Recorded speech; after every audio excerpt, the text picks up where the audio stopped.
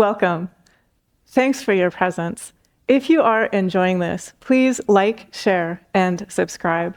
It helps joy and inspiration move forth into the world. Good morning and welcome. 1,000 welcomes to you all. It is such a great joy to be together meditating on a topic, divine abundance. And this is part of our series on steadfast joy. So if you were here from the outset, you heard me mention that we're meditating on that energy of steadiness and poise and steadfastness, the ability to keep moving forward always. And so our meditation community founder, Swami Nityananda, loved to put this into words by saying, put your hands to the plowshare, don't look back. Put your hands to the plowshare, don't let go. Put your hands to the plow, hold on. And so in what sense am I invited to do this? In relation to myself, anywhere that I feel I have been wrestling with myself, I am invited to be the energy of steadfast joy. So this is the energy of steadiness, the energy of courage, the energy of kindness, the ability to love and forgive myself for experiencing whatever I have experienced in time and space. The ability to work skillfully with human emotions as human emotions arise. To be honest with myself about the human emotions that I'm feeling, and to work with them skillfully so that I am able to express them as and when it's appropriate to express them. And I do that in a steady, kind, calm way. The ability with any patterns of thinking that might be here in my human mind, to work with that, with love, with courage, with spiritual honesty, with willingness, with joy. And to not judge myself, to not judge another for whatever the patterns are that I happen to be healing at this particular time, at this particular place. To recognize, each of us is invited to recognize always, we are, I'm using Swami Nityananda's phrasing from his book. He had a book called The Yoga of the Lord's Prayer. And his phrasing, I think it's probably available at the back and definitely on our website also available. But he said that in our eternal reality, in our true nature, we are superabundant light, love, and joy. So that's what we are always. The light within me is superabundant, and it is unshakable. It is unbreakable. It is unwavering. The joy within me is superabundant, and it has no limits. The love within me is superabundant, so it's present beyond measure. And so just notice what happens as soon as we come into contact with this superabundant light, love, and joy. We're in contact with inspiration that otherwise we would not have access to. So Swami Nityananda is also very honest. It's possible as a human to experience the feeling of limitation. It's possible to have that experience. If we have that experience, that's our opportunity. It's just an indicator. We're being invited or reminded to open to superabundant light, love, and joy. And then to allow that divine love and that divine wisdom to support us and to guide us every step forward. So as we connect with superabundant light, love, and joy, we're automatically, spontaneously moving in the energy of divine abundance. So some of his teachings about divine abundance were that divine will is limitless generosity. So if we are in contact with divine will, which is to say, if we are in contact with divine love and divine wisdom, we will also be in contact with limitless generosity. So what this means is, each of us has access always to limitless generosity of spirit. And so I'm just asking, have I been sharing with myself and with every human I have observed over the last week? Have I been sharing limitless generosity of spirit? And how would it feel if I gave myself permission to share limitless generosity of spirit with myself and with every human that I encounter in any way? And you can radiate this limitless generosity of spirit to yourself, and then to everyone who's meditating right now, to your family, your friends, your relationships, your ancestors, your workplace, anything in time and space that you become aware of. And then notice what happens. Your relationship to that situation shifts. It changes and transforms. The situation may still be there externally, but your relationship to it shifts and transforms. And you live in a human body with human emotions and a human mind, fully here, fully yourself, in joy and in freedom. And that's the invitation, like that's the reality for all of us. When we are in contact with that, we are also living in trust of soul, trusting the direct presence and availability of divine love and wisdom, support and guidance every moment, opening to that presence of divine love and support, wisdom and guidance, and allowing that to fill us to overflowing. And then naturally, it pours through us. And so back to that flow of limitless generosity, back to that flow of effortless, spontaneous, silent, like we won't be able to help ourselves. We will just gladly, naturally be sharing the energy of superabundant light, love, and joy. So I'm going to share a couple of scripture readings. Our community celebrates non-dual teachings of awareness. So we celebrate the teachings of oneness in the yogic tradition that is called Advaita Vedanta. We also honor the universal teachings of truth as they are expressed in many traditions. So the first reading that I'm about to share comes from Luke, and then the second reading that I'm about to share comes from the Svetasvatara Upanishad. So the teacher who's speaking in the first reading is advising us, do not worry.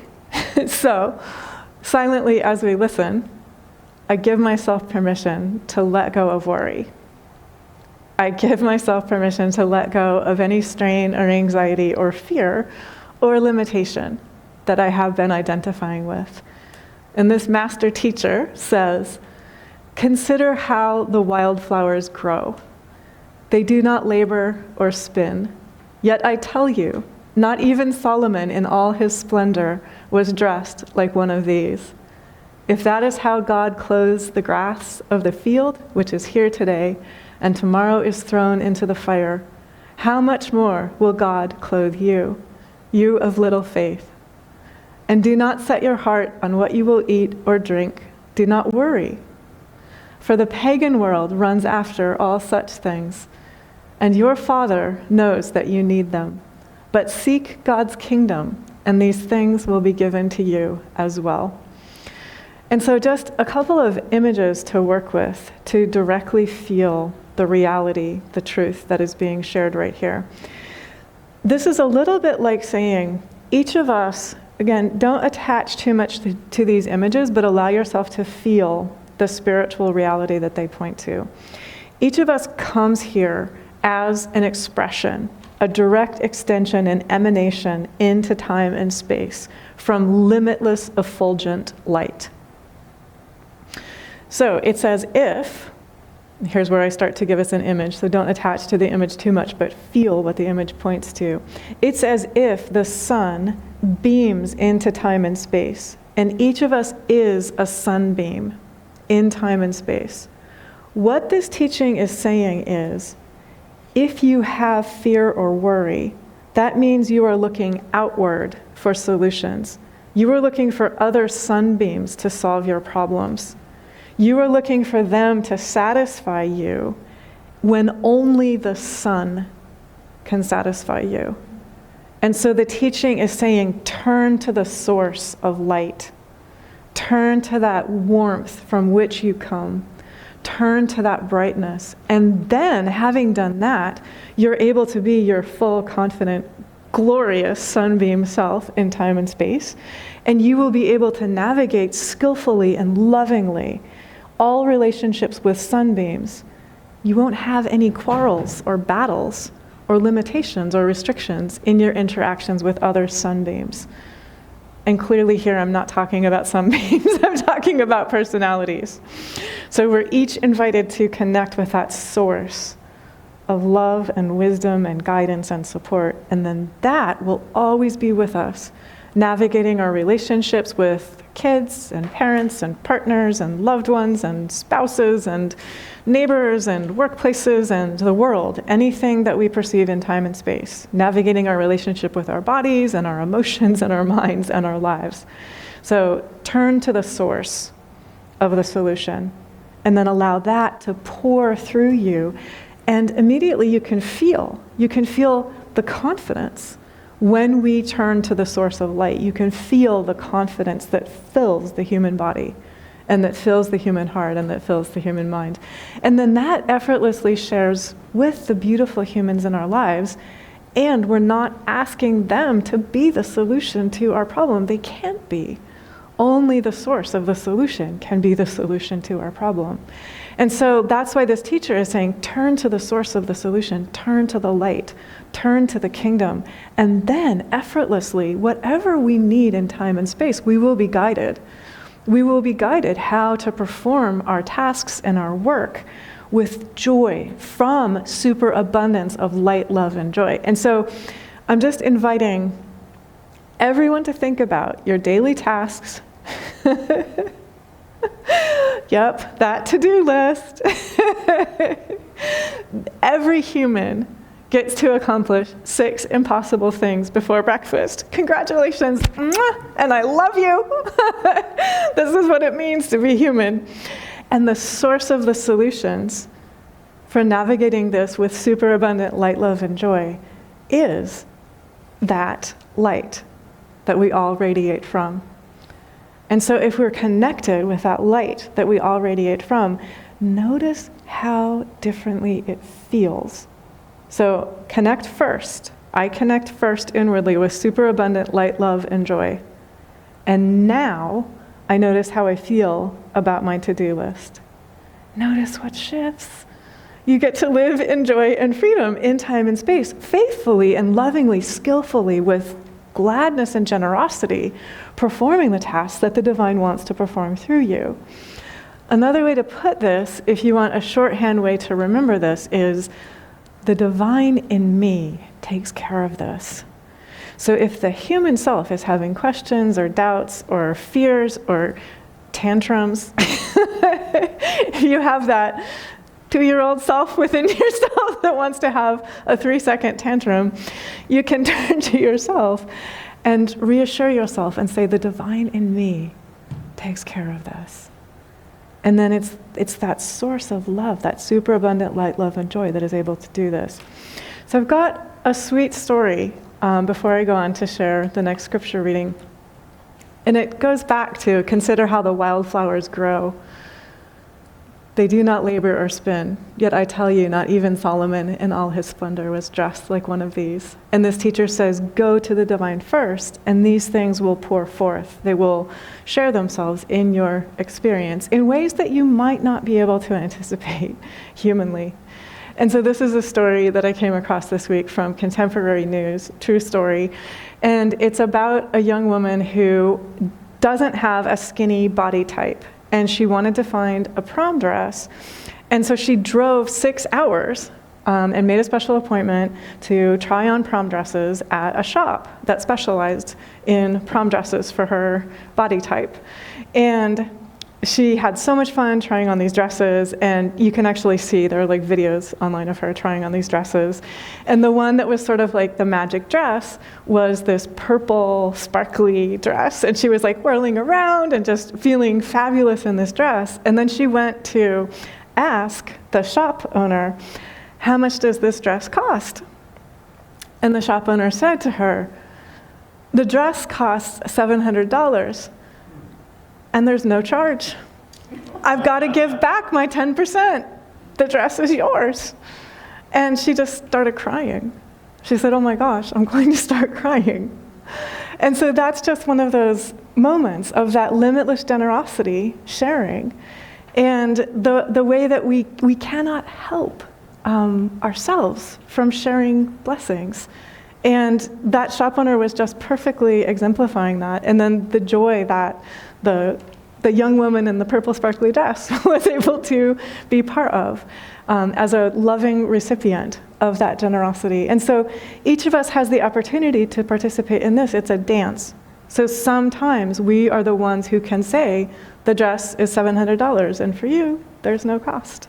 That's limitless generosity sharing through you. And then sometimes we're the one who is crying because someone out of the blue has given us the purple sparkly dress of our dreams. So I understand for you it might be some other thing rather than the purple sparkly dress. But just, we're all part of this flow of energy in time and space. And that's what that teaching is reminding us of. So the teachings from the Upanishads also remind us of this. And this is, again, from the Svetasvatara Upanishad. And it's about the way meditation helps us connect with this superabundant light, love, and joy. The initiates unite their minds and cognitive faculties with the Supreme Self and meditate upon the glory of the omniscient and omnipotent reality of pure consciousness. That effulgent one is the law of life and the giver of illumination. So this says that radiance, as we meditate, pours life into us, pours light into us. Every time we meditate, we connect and are filled with light, are filled with life. With adoration and humility, meditate upon Brahman, the source and support of your mind and being. O ye embodiments of divine perfection, ye children of immortality, listen.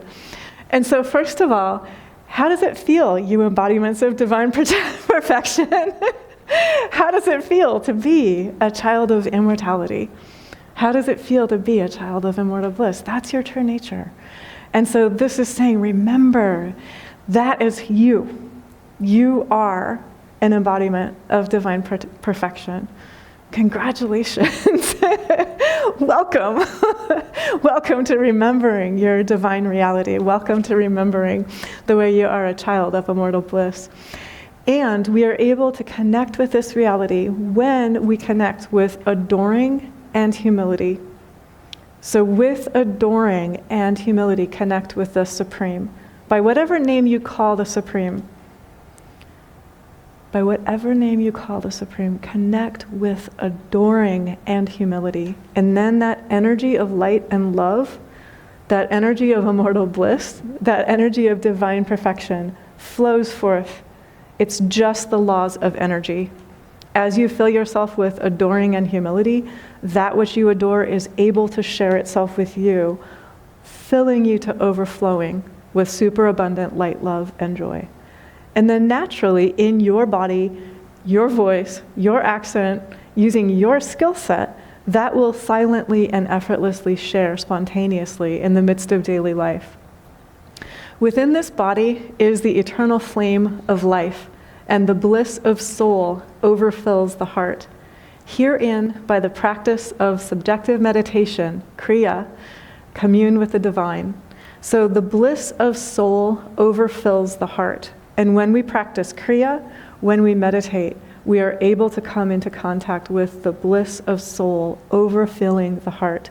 And so this is saying the heart becomes full to overflowing, and then there's just this shining, there's this sharing, there's this radiance, there's this limitless generosity that arises naturally. By the illumination of the effulgent reality, may you always live in the consciousness of Brahman. Be awakened to your inherent divine perfection and eternal oneness with Brahman. For thus, the accumulated impressions of all past incarnations will automatically vanish and cease to chain you to sensory impressions. So that last teaching, there's so much there, but what it says is that reality is light. Light is reality. So if you're seeing anything other than light, look deeper. Look past appearances. If you're seeing the appearance of shadows, look deeper. Connect with effulgence, connect with radiance, because that is the eternal reality. There is no moment, no time, no space in which effulgent reality is not present. We are always connected with effulgent reality. So look deeper than surface appearances and connect with that reality, and then notice what happens. Steadiness. Nothing can make you waver. Nothing can shake you. Nothing can bring the energy of fear into your field. And so you're also, as you do this, as you look beyond the appearance of illusion or limitation or sadness or separation or pain or fear or anxiety, you are also saying something like, if you want a shortcut, only divine love is here. And then you, as you connect with that energy inwardly, that will radiate itself to your experiences outwardly. So I've got a couple of concrete, practical, lived daily examples of this. So stay with me on both of these. They're both involving looking past surface appearances. So the first one is a yogi, true story, meditating in India, opens his eyes from meditation, and a big black snake is wrapped around his leg. So I'm just inviting you to imagine how you would respond. The yogi was established in the reality of light. And so the yogi, with non-reaction, looked at the snake and said, "This is of the divine. I am of the divine. This is of the light. I am of the light." There is no quarrel between divine and divine. There is no quarrel between light and light. The snake unwound itself from around his leg and melted away. And so for each of us, I'm inviting us to tune in. Probably it's not a literal snake that has been wrapping itself around our legs, but where have I been feeling pulled down or caught up, entangled? May I connect with the light in me and the light within that situation. May I connect with the reality, the divine is fully here in me. The divine is also fully here in that situation. May I allow the light to bring effortless unwinding of any patterns of entanglement or limitation. May I invite the light to bring that energy of resolution and harmony and freedom and healing and forgiveness into myself. And as we bring that energy into ourselves, then it's able to share itself outwardly in our experiences. So the yogi did nothing outwardly. The yogi connected with the reality of light, and the situation resolved itself. When we humanly connect with the reality of light, there may be outer steps, thoughts, words, and deeds that we are guided to, and it will be the light thinking through us, the light speaking through us, the light acting through us. And you can feel just what happens. There's no reactivity in that. There's no recoil. It's light sharing with light. So just one more story, true story, contemporary story that I heard this week. I heard it from a man who had just come back from another country, and in the other country there had been a river that flooded, and there was a father carrying his 10-month-old boy, trying to keep his 10-month-old boy safe from the waters of the river. The waters of the river were strong enough, they took the boy out of his hands. The waters of the river carried the 10-month-old boy safely. And so I'm just inviting each of us to tune in. We have each been the father trying to hold on in high waters to what is precious and dear to us. We have been there. We have all felt that feeling of being overwhelmed, of feeling swept off our feet, of feeling not able to hold on to what is most precious to us. That father was physically not able to keep his hold on his beloved child.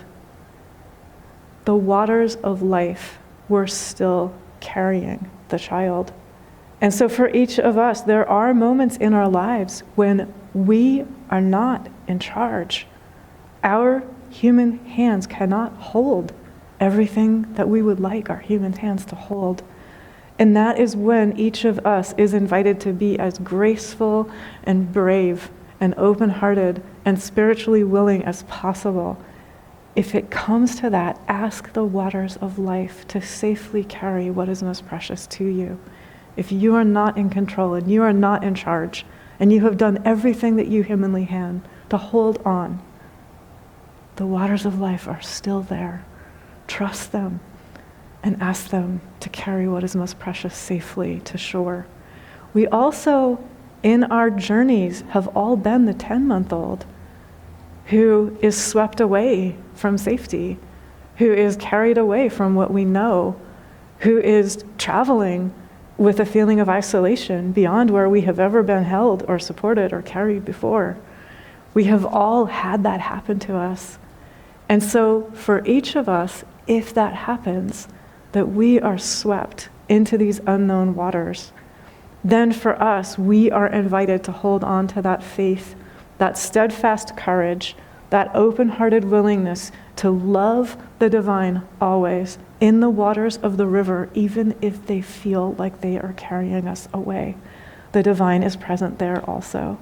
And so for myself, for you, for all of us, just tune in. Where have I been feeling overwhelmed? May I open my heart right there and ask the waters of life to support me and to help me be spiritually courageous and honest, filled with divine trust and love and faith and assurance, knowing that even in the floodwaters, the divine is fully present. So whether I am the father in that story or whether I am the 10-month-old in that story, may I allow the waters of life to support me. May I allow them to carry me. Because the waters of life are here in every cell of my body. The waters of life are here in every cell of the bodies of each one of us. There is not a single moment of our time in embodiment that we are not held by that boundless love. Love that goes so far beyond what the human mind is able to conceive. And that it is which allows us to be super abundant light, love, and joy always. That it is which allows us to be spiritually courageous and honest. That it is which allows us to see only the light in ourselves, looking past all illusions, all appearances, to see the light. There is not a single moment of time that is separate from the light. And so we are opening ourselves to feel directly our own eternal, perfect, gorgeous, glorious, glad, strong, bright, vital, whole, peaceful, inspired, inspiring connection with that light. And then naturally, that shares. Silently, everywhere that we are, that shares through us. Thank God, and God bless us all.